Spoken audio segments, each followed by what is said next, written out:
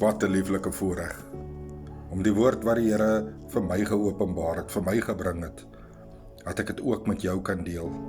En ek weet diep in my hart, die Gees van die Almagtige God het my nie so vroeg wakker gemaak om vir my te sê, Gary, hierdie is bedoel vir jou, maar ook vir so baie daar buite. Die opskrif van hierdie boodskap is die toedeur.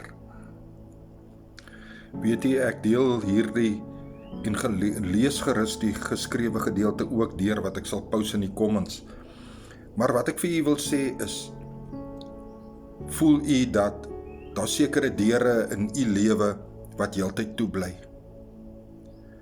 U voel met die omstandighede waarin die wêreld op hierdie stadium staan.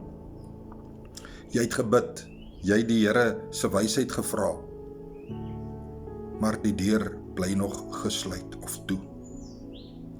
Net soveel as wat dit vir my beteken, weet ek vanoggend die Here praat met jou ook, en luister mooi en lees gerus die skrywe wat ek voorberei het soos die Here dit vir my gegee het.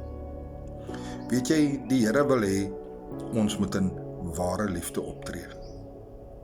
Ons moet die lief kry wat ons teestaan of teen ons praat, die wat ons dalk verkeerd verstaan en optree met haat en skelwoorde.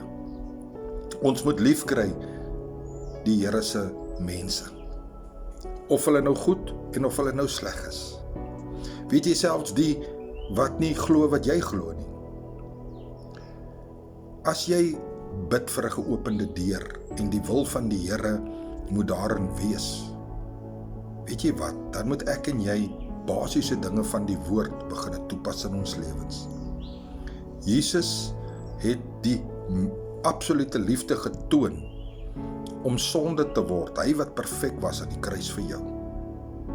En daarom as jy vandag bid vir 'n deur wat moet oopgaan, 'n deurbraak wat moet kom, weet jy, begin jy die liefde toepas, soos die Here dit sê in Matteus 5, Romeine 12, in Korintiërs. Gaan lees gerus hierdie skrifte deur. Weet jy wat, want net soos hierdie woord vir my soveel beteken, my gebed is dat die Here sekere deure vir my sal oopmaak, maar ek wil dit nie self oopmaak nie, die Here moet dit oopmaak, en hy moet vir my 'n woord gee waarop ek kan staan, sodat ek ook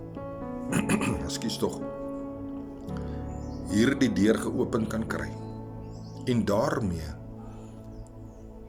weet jy dat ek die genade van die Here sal neem, dat ek sy blessing sal ontvang, om te doen wat die Here in my lewe wil hê.